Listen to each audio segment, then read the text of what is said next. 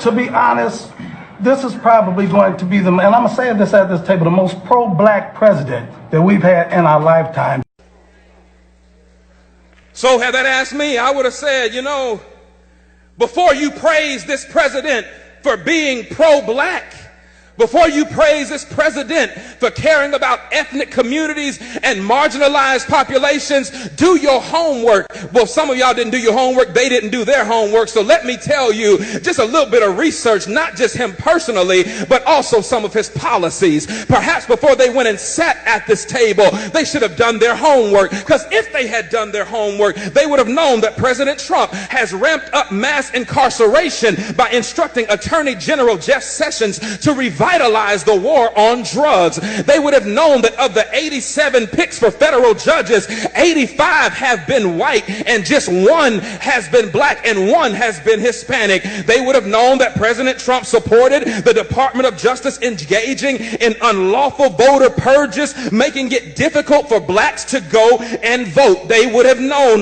that Trump is ending protection for predatory lenders, which disproportionately harm black people. They would have known that he is ignoring the affordable housing crisis by ordering HUD to triple the rents of poor tenants in public housing, which mostly affect black people. Do your homework. They would have known that he is proposing cutting $200 billion over the next 10 years from supplemental nutrition assistance programs that will bring more hunger in black and brown communities. They would have known that Trump is worsening the health of black communities through environmental deregulation, which disproportionately harms black people through exposure to pollution. Now, that's just a few on the policy side, but you don't have to go too far to ask what about him personally would make me know that he is not pro-black. I'm glad you asked, because in 1970, Trump's real estate company tried to avoid renting apartments to black tenants and gave preferential treatment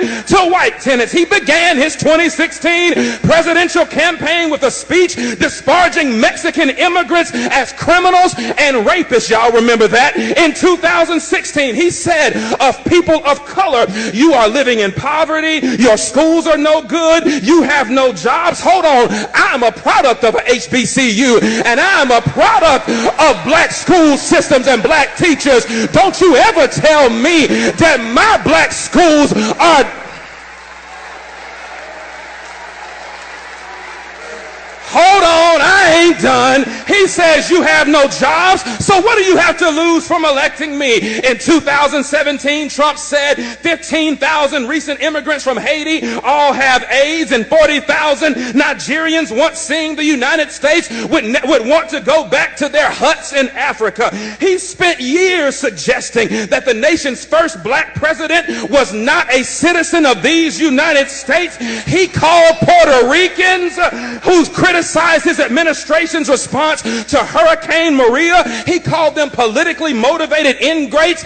Hold on, but he called those who marched beside white supremacists in Charlottesville, Virginia, he called them very fine people. He hired Steve Bannon, a white nationalist, as his chief strategist. He called Haiti and other African nations S-hole countries, and he's taking credit for an economy that has not been built on his administration, but was built on the backs of 8 years of hard work under the Obama administration. Negroes, please, don't you come up in here talking about this is the most pro-black president that you have ever seen when the record suggests that he cares nothing about people of color.